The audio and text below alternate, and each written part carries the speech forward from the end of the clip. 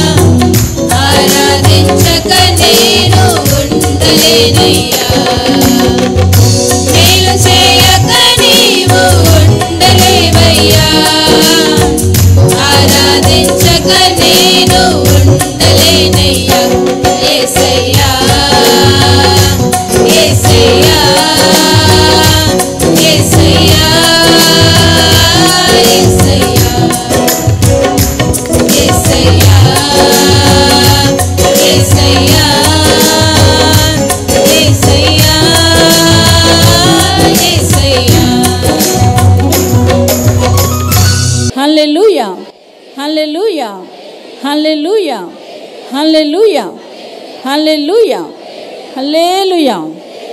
దేవునికి మహిమ కలుగును గాక. ప్రభునామములు మీ అందరికి వందనాలు. 47వ అధ్యాయం కీర్తన చదువుకుందాము. దేవుడు ఎలాగా వారు స్తుతిస్తున్నారో చూద్దాము. కొందరు రాజులు ఎలా పడిపోయారో, కొందరు రాజులు ఎలాగా నిలబెట్టాడో దేవుడు. ఈ దినం ఆ వాక్యం చూసుకుందాం. మనం కూడా అలాగే జీవిద్దాం. దేవునికి మహిమ కలుగును గాక. 47వ అధ్యాయం కీర్తన గ్రంథం.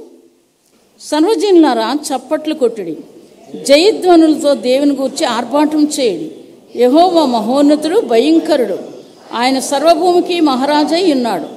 ఆయన జనములను మనకు లోబర్చును, మన పాదముల క్రింద ప్రజలను అనగద్రొక్కును. తాను ప్రేమించిన యాకోబునకు మహాతిశయముగాను మన స్వాస్థ్యమును ఆయన మన కొరకు ఏర్పాటు చేసి ఉన్నాడు. దేవుడు ఆర్భాటంతోనూ ఆరోహణమాయను, బోరధ్వనితో యెహోవా ఆరోహణమాయను. దేవుని కీర్తించుడి, కీర్తించుడి, మన రాజును కీర్తించుడి, కీర్తించుడి. దేవుడు సర్వభూమికి రాజై ఉన్నాడు. రమ్యముగా కీర్తనలు పాడుడి. దేవుడు అన్యజనులకు రాజై ఉన్నాడు. దేవుడు తన పరిశుద్ధ సింహాసనం మీద ఆసీనుడై ఉన్నాడు. జనములు ప్రధానులు అబ్రహాము యొక్క దేవునికి జనులై కూడుకుని ఉన్నారు. భూనివాసులు ధరించుకున్న కేడుములు దేవునివి, ఆయన మహోన్నతుడాయను. దేవునికి మహిమ కలుగునుగాక. హల్లెలూయా. ఈ యొక్క కీర్తనలో ఎందుకు వీళ్ళు పాడారంటే, వీళ్ళ పితరులు చనిపోయారు దేవుడి మీద, యాజకుల మీద తిరగబడి. అప్పుడు వీరు చిన్నపిల్లలు ఆ దృశ్యాన్ని చూశారు కాబట్టి మనసులో పెట్టుకొని మేము జాగ్రత్తగా బ్రతకాలని దేవుడుగా మహింపరిచారు. మహింపరిచి వారి జీవితాల్లో జరిగిన కార్యాలు ఏంటంటే, ఇక్కడ ఏం చెప్తాడు 3వ వచనం, ఆయన జనములను మనకు లోబర్చును, మన పాదముల క్రింద ప్రజలను అనగద్రొక్కును. తాను ప్రేమించిన యాకోబునకు మహా అతిశయస్వదముగా మన స్వాస్థ్యమును ఆయన మన కొరకు ఏర్పాటు చేసి ఉన్నాడు. అంటే మన ఆస్తిని, మనకు పుట్టిన బిడ్డల్ని, మన స్వాస్థ్యాన్ని ఆయన ఏం చేశాడో ఏర్పాటు చేసి ఉన్నాడు. అందుకోసం దేవుని స్తుతించాలి అని ఇక్కడ మనం చూస్తున్నాము. ఈ విధంగా కోరాహు కుమారులు చేస్తున్నటువంటి ఈ యొక్క ప్రార్థన, ఆరాధన, దేవుడికి మహిమ, ఆయన ఎలా రాబోతున్నాడో, దేవుడిని ఎలా స్తుతించాలో ఇవన్నీ రాసి పెట్టాడు అక్కడ మన కోసము, మనం దీవించబడ్డం కోసం, మనకు స్వాస్థ్యమైన ఆయన మన కొరకు ఏర్పాటు చేసి ఉన్నాడు. ఈ కీర్తనలో ఈ మాటలు చెప్పబడ్డాయి. దినవృత్తాంతాలు చూసుకుందామండి. దినవృత్తాంతాలు చూసుకుందాం. మొదటి దినవృత్తాంతాలు 29వ అధ్యాయం 19-20 వచనాలు. ఇక్కడ ఏం చెప్తున్నాడు? నా కుమారుడైన సొలొమోను నీ ఆజ్ఞలు, అంటే దావీదు చెప్తున్న మాటలు, కుమారుడు గురించి దేవుడితో చెప్తున్న మాటలు. ఇప్పుడు మీ దేవుడని యెహోవాను స్తుతించడి, సమాజకులందరితో చెప్పగా వారందరూ తమ పితరుల దేవుడని యెహోవాను స్తుతించి యెహోవా సన్నిధిని రాజు ముందరను తల వంచి నమస్కారం చేసిరి. తరువాత వారు యెహోవాకు బలులు అర్పించి మరనాడు దహన బలిగా 1000 ఎద్దులు, 1000 గొర్రె పొట్టేలను, 1000 గొర్రె పిల్లను వాటి ప్రాణార్పణంతో కూడా ఇశ్రాయేలు అందరూ సంఖ్యకు తగినట్లుగా అర్పించిరి. దేవునికి మహిమ కలుగునుగాక. ఇక్కడ చెప్పాలంటే సొలొమోను గురించి దావీదు చెప్తున్నాడు దేవుడి గురించి. అయితే ఇక్కడ ఏం చేశాడు? ఆజ్ఞలు ఆలకించాలి. ఇక్కడ సొలొమోను గురించి చెప్తాడు, నీ ఆజ్ఞలు ఆలకించినట్లుగా. మరి ఇక్కడ తర్వాత నీ శాసనములు, నీ కట్టడములు గైకొనుచు వాటన్నిటినీ అనుసరించినట్లు నేను కట్టదలిచిన ఈ ఆలయమును కట్టించినట్లును అతనికి నిర్దోషమైన హృదయమును దయచేయము. నిజంగానే దయచేశాడు సొలొమోనుకి. ఏంటంటే ఆలయం అయిపోయిందాకా కూడా ఏ చెడు పని చేయలేదు. ఎప్పుడైతే ఆలయం అయిపోయిందో మరి అక్కడ అతనికి వివాహం జరగడం, తర్వాత అన్యులతో సహవాసం చేయడం, రాజ్యం పోయింది. సొలొమోను దగ్గర రాజ్యం పోయింది. ఎప్పుడైతే దేవుని అనుసరించాడో మొత్తం ఏం చేశాడంటే చక్రవర్తిలాగా సొలొమోనుని దేవుడు చేశాడు. కానీ ఏం చేశాడు? ఆ యొక్క అన్యజనాంగాలతో సహవాసం చేసి వారు అన్ని పెట్టుకొని వారిని ఇష్టపడి మరి ఇష్టానుసారమైన జీవితం జీవించాడు. కాబట్టి మొత్తం రాజ్యం తీసేశాడు. దావీదును బట్టి ఒక్క రాజ్యాన్ని మాత్రం అతనికి ఉంచాడు. ఇందులో మనకు అర్థమవుతుంది ఏంటిది? దేవుని ఆజ్ఞలు ఆలకించాలి. తర్వాత ఇంకేం చెప్తున్నారు? ఆయన శాసనములను నీ కట్టెలను గైకొనుచు వాటన్నిటిని అనుసరించినట్లును నేను కట్టదలిచిన ఈ ఆలయంను కట్టించినట్లును అతనికి నిర్దోషమైన హృదయము దయచేయము అని దావీదు ప్రార్థన చేస్తున్నాడు సొలొమోను గురించి. మరి అలాగనే చేశాడు. కానీ తర్వాత ఏం చేశాడు? ఇష్టానుసారమైన జీవితానికి పూనుకున్నాడు కాబట్టి రాజ్యం అంతా పోయింది. ఏ మానవుడైతే దేవుని మాట వినకుండా కొన్ని పరిస్థితులు, కష్టాలు, శ్రమలు, ఇబ్బందులు, బాధలు వచ్చినప్పుడు ఇటు నుంచి అటు తిరిగిపోతారు. తిరిగిపోతే ఏమవుతుందండి? చూసుకుందాం ఒక మాట.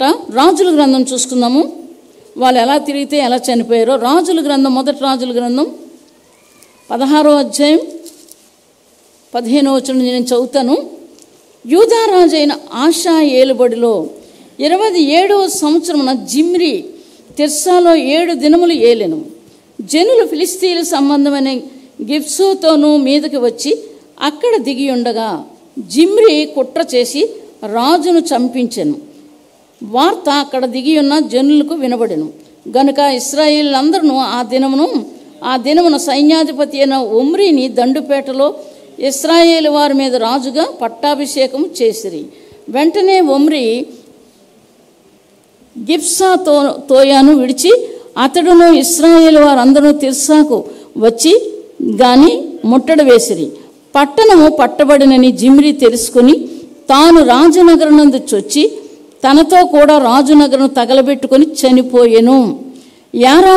యారోబాము చేసినట్లు ఇతడును యెహోవా దృష్టికి చెడుతనం చేసిన వాడై ఉండి తానే పాపము చేయుచు ఇశ్రాయేలు వారు పాపము చేయుటకు కారకుడైనందున ఈలాగా జరిగెను. జిమ్రీ చేసిన ఇతర కార్యములు గూర్చి అతడు చేసిన రాజు ద్రోహమును గూర్చి ఇశ్రాయేలు రాజుల వృత్తాంతముల గ్రంథమందు రాయబడి ఉన్నది. దేవుడు ఆజ్ఞలు ఆలకించకుండా ఇష్టానుసారమైన జీవితాలు జీవించి ఏం చేశాడు? ఇక్కడ ఏం చేశాడు? యారోబాము చేసినటువంటి పాపాన్ని ఇశ్రాయేలు చేత కూడా చేయించి తను కూడా చేసినందుకు ఏం చేశాడు? తగలబెట్టుకొని చనిపోయాడు. అన్యాయం, అబద్ధం, మోసము, దేవుడికి ఇష్టం లేని పనులు చేసిన వాళ్ళకి వాళ్ళంతలో వాళ్ళే చచ్చిపోయేలా దేవుడే చేస్తాడు. దేవునికి మహిమ కలుగునుగాక. హల్లెలూయా. కాబట్టి ఏం చేశారు? అక్కడ చూస్తున్నాము. మరి చాలా జాగ్రత్తగా జీవించిన వాళ్ళు అందరూ బాగానే ఉన్నారు. నీతిగా యథార్థంగా జీవించినటువంటి వాళ్ళు అందరూ బాగానే ఉన్నారు. ఇలాగ ఈ గ్రంథంలో చూస్తే చాలామంది ఇతడు 2 రోజులు వెళ్ళాడు, 7 రోజులు వెళ్ళాడు, అతని మీద కుట్ర చేసి చంపేశారు. ఇంకా తర్వాత ఇతను వచ్చి ఏం చేశాడు? ఇశ్రాయేలు పాపానికి కారకుడయ్యాడు. కాబట్టి ఆ పాపం వలన పాపం చేయొచ్చు, ఇశ్రాయేలు వారు పాపం చేయుటకు కారకుడైనందున ఈలాగున జరిగాను. జిమ్రీ చేసిన ఇతర కార్యములు గూర్చి అతడు చేసిన రాజు ద్రోహము గూర్చి ఇశ్రాయేలు రాజులు వృత్తాంతమందు గ్రంథమందు వ్రాయబడి ఉన్నది. ఎప్పుడైనా నిజమే. ఒక విషము తేనె పెట్టుకొని నేను తేనె తింటాను 2 పక్కన పెట్టుకొని ఇష్టానుసారమైన మోసాలు చేస్తూ ఆ తేనె తింటున్నాను అనుకుంటున్నాడు. కానీ తీసుకునేదేటి? విషం తీసుకున్నాడు. అక్కడ తేనె ఉంది.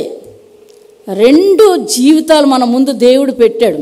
ఏది మనకి ఇష్టం అది తీసుకోవడం నేర్చుకోవాలి. అందుకు మన ఇష్టం అప్పచెప్పాడు దేవుడు. ఆయనైతే తన చేతులతో చేశాడు మనిషిని, నేలమంటితో చేసి తన జీవవాయు ఊదగా నరుడు జీవాత్మయుడు. ఇప్పుడు జీవితం గురించి చెప్తున్నాడు. నేను కదా నిన్ను చేశాను, నువ్వు నన్ను ఆరాధించాలి, నన్ను ప్రార్థన చేయాలి, నా ఆజ్ఞను ఆలకించాలని ఆయన ఆశపడి మనిషిని చేశాడు. ఈ 2 విషయాలు మరి చెప్తున్నాడు. పాపము తర్వాత జీవము 2 నీ దగ్గర పెట్టాను. ఇప్పుడు నీకు స్వతంత్రాన్ని ఇచ్చాను, నువ్వు ఎలా బ్రతకాలనుకుంటున్నావో అలా బ్రతకమని దేవుడు చెప్పాడు. ఇప్పుడు ఏం చేయాలి?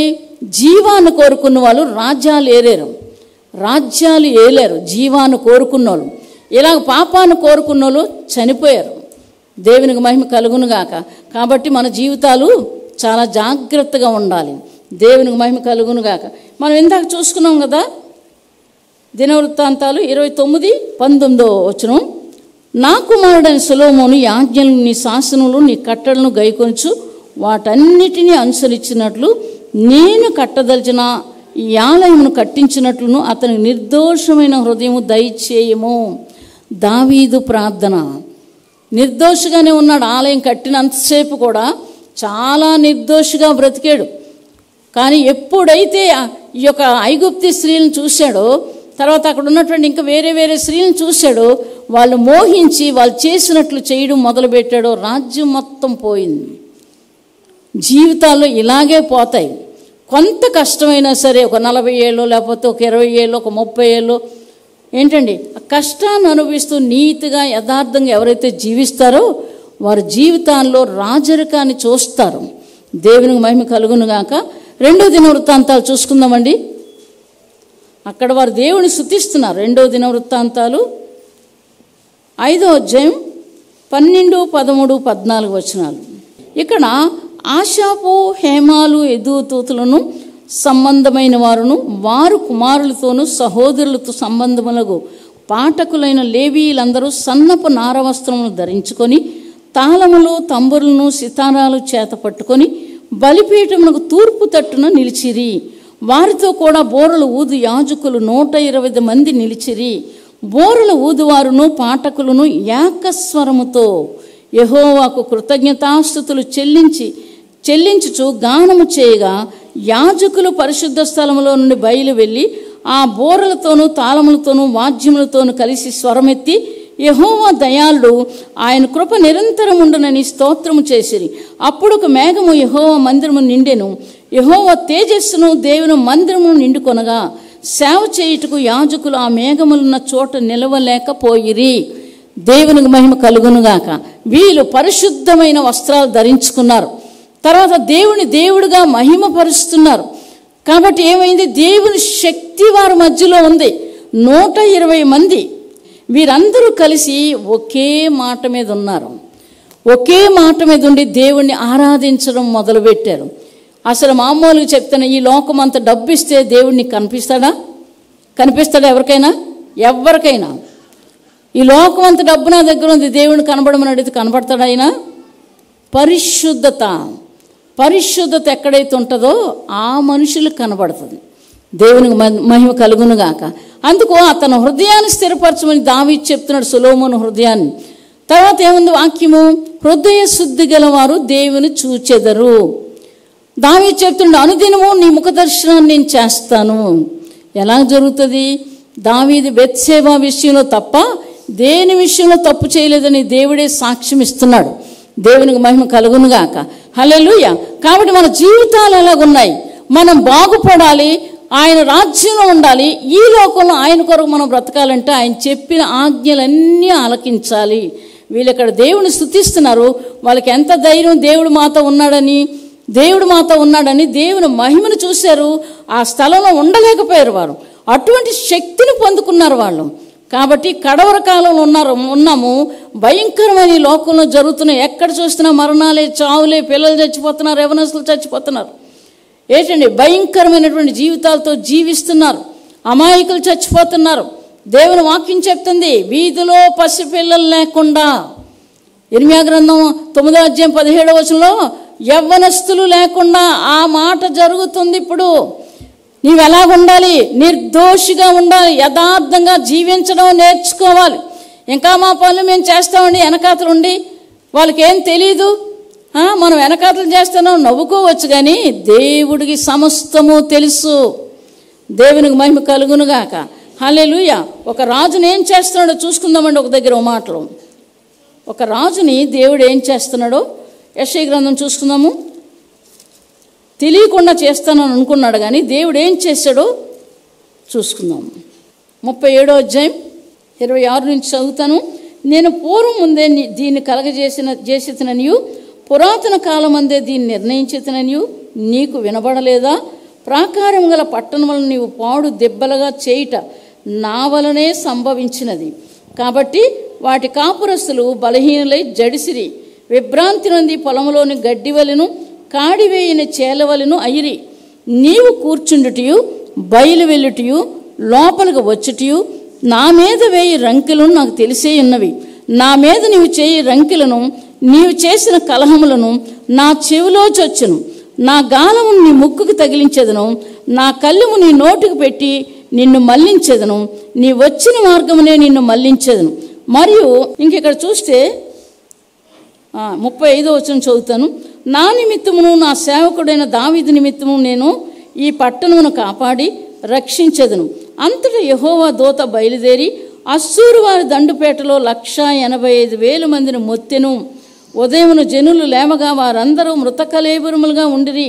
అశ్షూరు రాజైన సన్హెరీబు తిరిగిపోయి నినివే పట్టణం వచ్చి నివసించిన తరువాత అతడు నిస్రోకు అను దేవతను మందిరమందు మ్రొక్కుచుండగా అతని కుమారులైన అద్రమేల్కును శరాజేరును ఖడ్గముతో అతను చంపి అరారాతు దేశంలోకి తప్పించుకొని పోయిరి. అప్పుడు అతని కుమారుడైన ఎసర్హోద్దును అతనికి మారుగా రాజాయిను. ఏమైపోయాడు? దేవుణ్ణి దూషించి, దేవుని సేవకులను దూషించి ఇష్టానుసారంగా జీవిస్తున్నటువంటి రాజు సన్హెరీబు. కాబట్టి దేవుడు ఏం చేశాడండి? నీ ముక్కులో గాలం తగిలిస్తాను. ఎక్కడ తగిలించాడు? నీ ముక్కుకి నా మీద నీ 1000 రంకెలను, నువ్వు చేసిన కలహమును నా చెవిలో చొచ్చెను, నా గాలము నీ ముక్కుకు తగిలించదును, నా కళ్ళెము నీ నోట్లో పెట్టి నిన్ను మళ్లించదును, నీ వచ్చిన మార్గముని నిన్ను మళ్లించదును. ఏ రాజు కానీ ఏ మనిషి కానీ దేవునికి వ్యతిరేకంగా జీవించి బ్రతకలేదు, బ్రతకడు కూడా. ఆయన ఆజ్ఞలు ఆలకిస్తేనే బ్రతుకుతారు, ఆశీర్వాదాన్ని పొందుకుంటారు. కాబట్టి ఇక్కడ ఈ రాజుకి దేవుడు చేసిన గొప్ప కార్యం. ఇక్కడ ఆయన చాలా ఏడ్చి హిజ్కియా ప్రార్థన చేస్తున్నాడు. మంచివాడు, నీతిమంతుడు హిజ్కియా. ఒకానొక సమయంలో ఆయన గర్వించాడు. కాబట్టి దేవుడు ఏం చేశాడంటే అతనికి ఒక రోగాన్ని పెట్టాడు. అప్పుడు తను తగ్గించుకొని, తన ప్రజలు కూడా తగ్గించుకొని, ఎప్పుడైతే దేవుడికి మొరపెట్టాడో మరలా అతనికి ప్రాణాన్ని ఇస్తాడు దేవుడు. దేవునికి మహిమ కలుగునుగాక. హల్లెలూయా, హల్లెలూయా. మన జీవితాలు ఎలా ఉన్నాయో మనం చూసుకోవడం నేర్చుకోవాలి. వీళ్ళని బట్టి ఏం అర్థమవుతుంది? ఇక 2వ దినవృత్తాంతాలు చూసుకుందామండి. 15వ అధ్యాయం 9 నుంచి 15 వచనాలు. 9 నుంచి 15 వచనాలు చదువుతాను. యూదా వారందరినీ, బెన్యామీనీలు నందరినీ, ఎఫ్రాయిము, మనష్షే, షిమ్యోను గోత్ర స్థానములో నుండి వచ్చి వారి మధ్య నివసించు పరదేశులను సమకూర్చెను. అతని దేవుడని యెహోవా అతనికి సహాయుడై ఉండుట చూచి ఇశ్రాయేలు వారందరి నుండి విస్తారమైన జనులు అతని పక్షమున చేరిరి.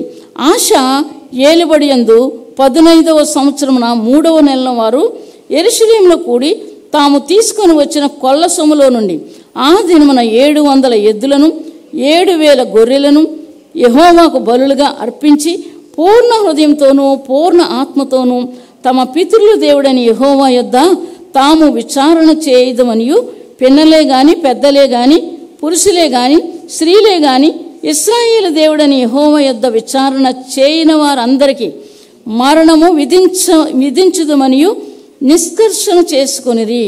వారు ఎలుగెత్తి బొబ్బలిడుచు మేళములతోనూ బోర్ల నాదముతోనూ బేరీ ధ్వనులతోనూ యెహోవా సన్నిధిని ప్రమాణము చేసిరి. ఈలాగ ప్రమాణం చేయబడగా యూదా వారందరూ సంతోషించిరి. వారు పూర్ణ హృదయంతోనూ ప్రమాణము చేసి పూర్ణ మనసుతో ఆయన వెదికి ఉండిరి. కనుక యెహోవా వారికి ప్రత్యక్షమై చుట్టూనున్న దేశస్థులతో యుద్ధము లేకుండా వారికి నెమ్మది కలగజేసెను. దేవునికి మహిమ కలుగునుగాక. హల్లెలూయా. ఇక్కడ ఆశ చేస్తున్నటువంటి కార్యాలు గొప్ప కార్యాలు. తన కుమారుడు చేసినట్లుగా తన చేయలేదు, కానీ అతను చేసిన యథార్థంగా నిర్దోషిగా చేశాడు కాబట్టి అందరూ ఆయన వైపు తిరగడం మొదలుపెట్టారు. దేవునికి మహిమ కలుగునుగాక.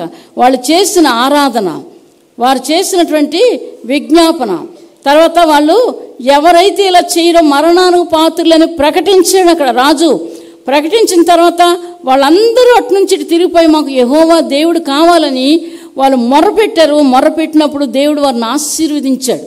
దేవునికి మహిమ. తర్వాత మీరు చదవండి కావలిస్తే, వారిని ఆశీర్వదించాడు. పరిశుద్ధాత్మతో నింపబడ్డారు. వారు బొబ్బలెడుచు వారు ఎలుగెత్తి బొబ్బలెడుచు మేళములతోనూ బోరల నాదముతోనూ బేరీ ధ్వనులతోనూ యెహోవా సన్నిధిని ప్రమాణము చేశారు. వాళ్ళ జీవితాలను దేవుడిని ముందుగా పెట్టుకొని ఆరాధన దేవుడిని ఆజ్ఞలు ఆలకించి దేవుని వాక్యానుసారంగా బలులు అర్పించి వారు దేవుని స్తుతించారు. ఎప్పుడో రాజ్యాన్ని దక్కించుకున్నారు. ఆశ చచ్చిపోయిన తర్వాత ఆశ కొడుకు కూడా ఏలేడు. కానీ ఆ తర్వాత అతను అలా నిర్దోషిగా ఉండలేదు. కాబట్టి అతను రాజ్యం కిందకి దిగిపోయింది. కాబట్టి ఎవరైతే నిర్దోషులుగా బ్రతుకుతారో, మోసాలు భర్తకి భార్యకు భర్త, పిల్లలు తల్లిదండ్రులు పిల్లలకి ఇలా మోసాలు, అన్యాయాలు, అక్రమాలు చేస్తారు కాబట్టి వారి జీవితాల్లో విజయం చూడలేరు.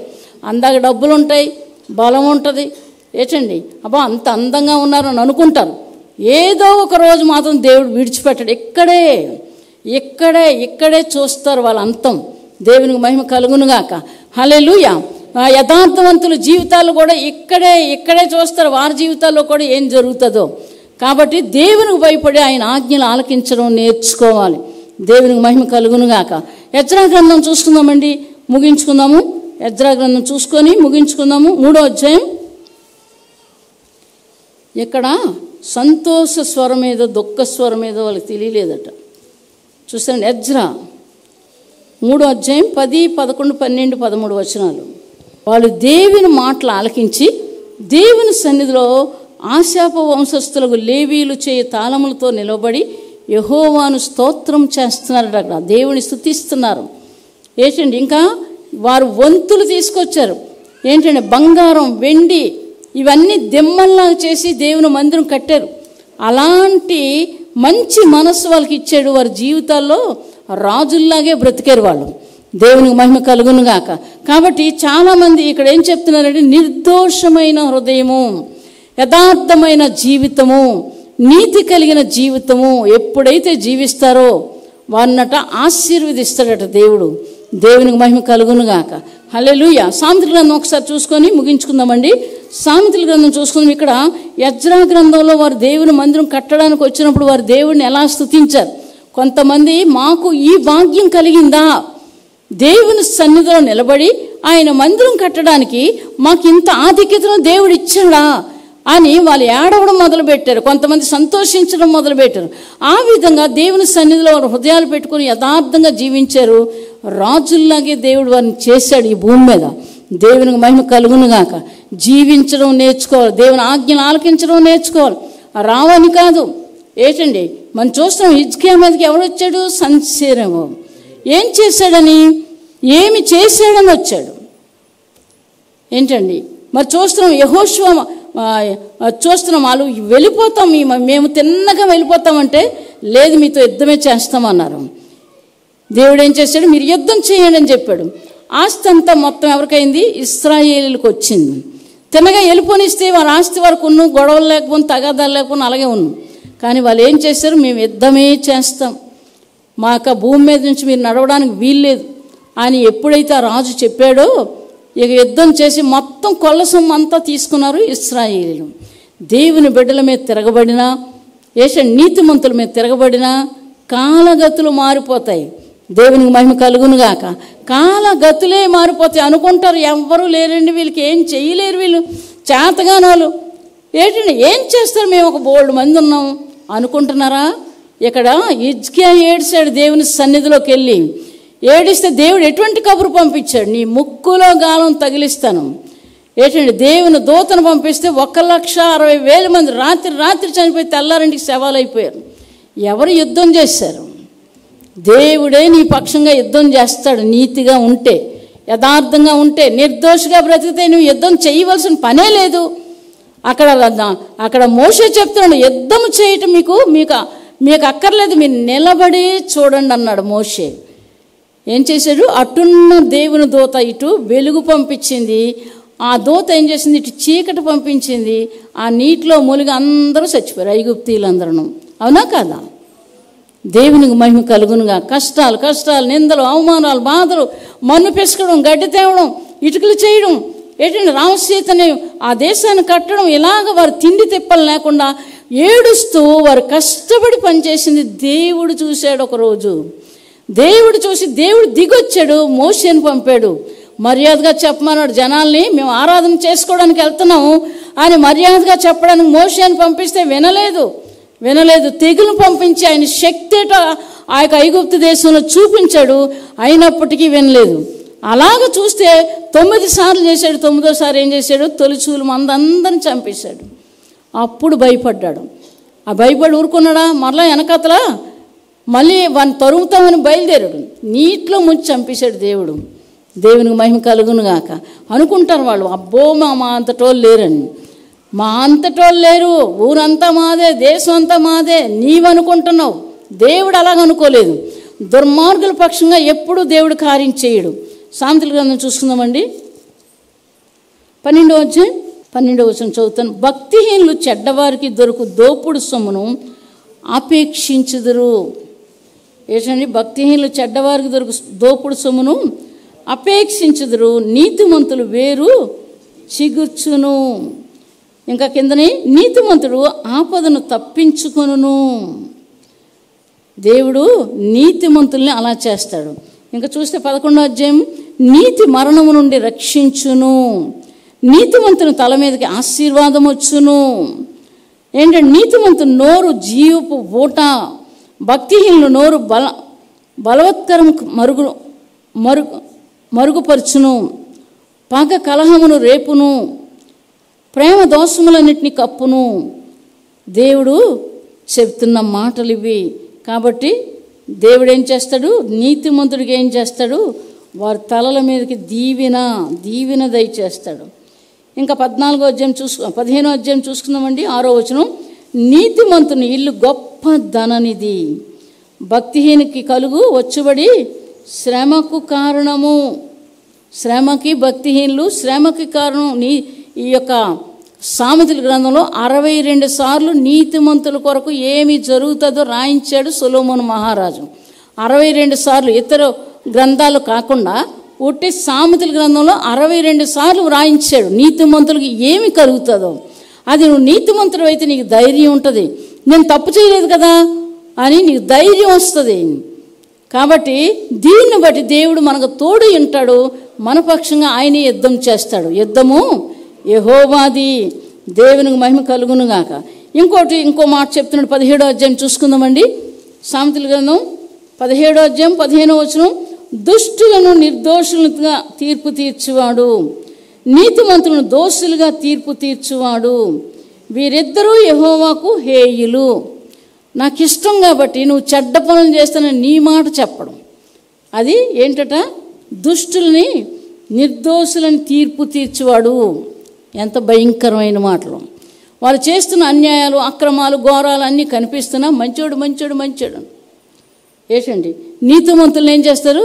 మంచిదను కాదు, నువ్వు మంచోడు కాదు అనేసి నీతిమంతులను అంటారు. ఇద్దరికీ యెహోవా హేయుడు. కాబట్టి మనం ఆడే మాటలే కానీ, తలంపులే కానీ, ఆలోచనలే కానీ ఏంటంటే ఎలా చేస్తున్నామో జాగ్రత్తగా జీవించడం నేర్చుకోవాలి. యథార్థంగా ఉంటే దేవుడు తప్పకుండా ఫలితాన్ని ఇస్తాడు. దేవునికి మహిమ కలుగునుగాక. మీరు రాజుల గ్రంథం చదవండి, దినవృత్తాంతాలు చదవండి, సమూయేలు చదవండి, 2వ దినవృత్తాంతాలు, 2వ రాజుల గ్రంథం చదవండి. ఇలాగ వాళ్ళ జీవితాల్లో ఏమేమి కార్యాలు ఎవరికి చేశాడో అది చూసి మనము ఈ చెడ్డ కార్యాలు చేయకూడదు, ఈ మంచి కార్యాలు చేస్తే దేవుడికి ఇష్టమైన జీవితం, ఆయన రాజ్యంలో ఉంటాము. చూసారు, ఇటువంటి చచ్చిపోయిన చెడ్డ వాళ్ళందరినీ కూడా దావీదు చనిపోయిన ఆ సమాధి దగ్గర పెట్టలేదు. మంచి వాళ్ళని, హిజ్కియాని, తర్వాత ఆశాకి ఏమైంది? మందుల కోసం తిరిగాడట, అందుకని కాళ్ళల్లో రోగం వచ్చి చనిపోతాడు. ఆశాని మంచి కార్యాలు, దేవుని స్తుతించడం, దేవుని ఆరాధించడం, అందరినీ తిప్పడం, ఇలా చేయడాన్ని ఆశాని దావీదు చనిపోయిన దగ్గర సమాధి చేస్తారు. హిజ్కియాని దావీదు చనిపోయిన దగ్గర సమాధి చేస్తారు. మంచి వాళ్ళని, ఈ చెడ్డోళ్ళందరినీ కొంచెం దూరంలో సమాధులు చేస్తారు. దేవుడే తీర్పు తీర్చునని వాళ్ళు చెప్తారు ఇశ్రాయేలీ. దేవునికి మహిమ కలుగునుగాక. మంచి ఏదో చెడేదో వాళ్ళకి తెలుసు. కాబట్టి మనం ఏం చేస్తున్నామో ఒకసారి గమనించుకోవాలి. దేవుని వాక్యం వినరు. ఏంటంటే గోళ్ళగా చూస్తారు కొంతమంది, ఆ పైకి చూస్తారు, ఏంటంటే ఇటు చూస్తారు. నాకు ఈ భయంకరమైన మాటలు నాకు వస్తున్నాయి కాబట్టి నా కోసమే మాట్లాడుతున్నారని కొంతమంది అనుకుంటారు. కానీ మీకోసమే మాట్లాడాలి. దేవుడు అలాగే మాట్లాడతాడు. ఈ గోడల్లో ఏముండదు. ఏంటంటే సమాజంగా కూడుకోవాలి. దేవుడు చెప్తాడు మోషేతో, మీరందరూ కూడా 3 రోజులు సమాజంగా కూడుకొని నేను మీతో మాట్లాడతాను. అప్పుడు వాళ్ళు పరిశుద్ధపరుచుకొని ఉపవాసం ఉండి దేవుని సన్నిధిలో కనిపెట్టినప్పుడు మోషేతో మాటలు వస్తాయి. మీరు ఈ పనులు చేయకూడదు, ఇవి చెయ్యాలి అని దేవుడు మోషేతో చెప్పినప్పుడు మోషే ఆ సమాజకులందరితో చెప్తాడు, ఇది దేవుని యొక్క ఇల్లు, దేవునికి మహిమ కలుగునుగాక.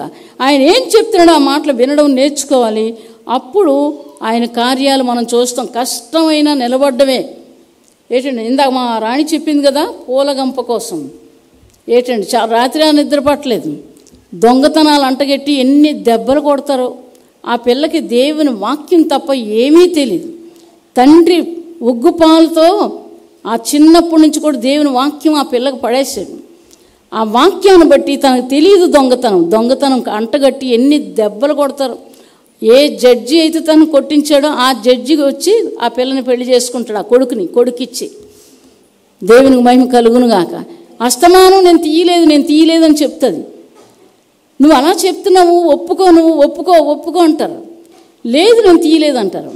నువ్వు అలా చెప్తున్నావు కాబట్టి నిన్ను కొట్టిస్తామని ఎన్ని దెబ్బలు కొడితే ముఖం తిరిగి పడిపోతుంది.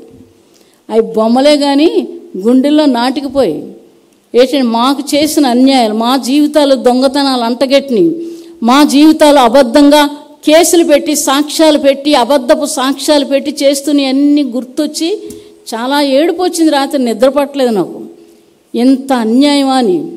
కానీ దేవుడు మా పక్షంగా ఉన్నాడు. దేవునికి మహిమ కలుగునుగాక. హల్లెలూయా, హల్లెలూయా. కాబట్టి రాజులు పరిశుద్ధంగా బ్రతికితేనే నీకు రాజరికం, నిర్దోషిగా బ్రతికితే నీకు రాజరికం. నువ్వు ఉన్నతమైన స్థితిలోకి వెళ్ళగలుగుతావు. ఇష్టానుసారంగా బ్రతికిన వాళ్ళకి రాజరికం లేదు కదా, ఆఖరికి ఏమవుతారో తెలుసుకుని కదా. ఇందులో చూశారు ఏంటండి, నెబాయితు కుమారుడైనటువంటి రెహబాము ఇంకొక ఆయన ఉంటాడు.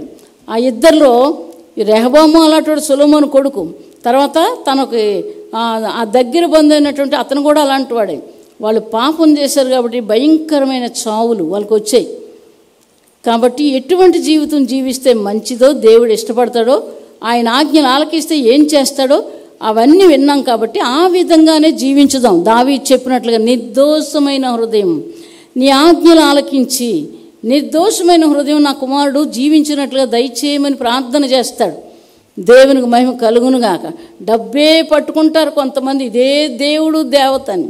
భార్య మాట వినరు, బిడ్డల మాట వినరు. నేను అధికారం కాబట్టి నా మాట వినాలి మీరు అనుకుంటారు. ముందు నీకెడతాడు రేవు. ఎవరైతే అవని రేవు ఎవరు పెడతాడో, ఎవరైతే అలా జీవిస్తున్నారో రేవే దేవుడి దగ్గర నుంచి రేవది, మన దగ్గర నుంచి మనం ఏం చేయలేం. అలాగని బైబిల్ చెప్తుంది, వినడం నేర్చుకోవాలి, వింటే బాగుపడతారు. దేవునికి మహిమ కలుగునుగాక. దేవుడి మాటలన్నీ దీవించునుగాక. ప్రార్థన చేసుకుందామండి. మహాపరిశుద్ధుడా, నీ పాదాలకు వందనాలు చెల్లిస్తున్నాం. మేము ఏమాత్రపు వారం నాయనా, మా బ్రతుకులేపాటి, మా జీవితాలేపాటి పాపులుగా మమ్మల్ని చూసావు నాయనా. మా పాపాలు తీసివేయడానికి నీవు శిలువ మరణం పొందావు. మా ప్రభువా నీకు వందనాలు. నిత్య జీవాన్ని మాకు ఇచ్చావు. మీకు మేమేమి ఇచ్చామంటే పాపం ఇచ్చాం తండ్రి. మీకు పాపం మేము ఇచ్చాం. మా కొరకు శిలువలో ప్రాణం పెట్టావు. మీ జీవాన్ని మాకు ఇచ్చావు. మీ స్థానాన్ని మాకు ఇచ్చావు. మంచిగా బ్రతకమని అన్నావు. నీ స్థానంలో నేను ఉంచుతానని చెప్పిన దేవుడు.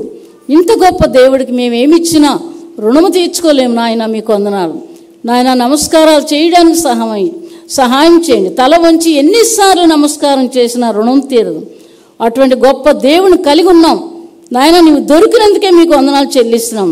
ఈ మాటలు వారి హృదయంలో ఉంచండి నాయన. వినేటట్లుగా సహాయం చేయండి. నీతిగా, యథార్థంగా, నిర్దోషులుగా బ్రతకడానికి కృప దయచేయండి. యేసుక్రీస్తు నామమున అడిగి వేడుకొని ప్రార్థిస్తున్నాం తండ్రి. ఆమేన్. హల్లెలూయా, హల్లెలూయా.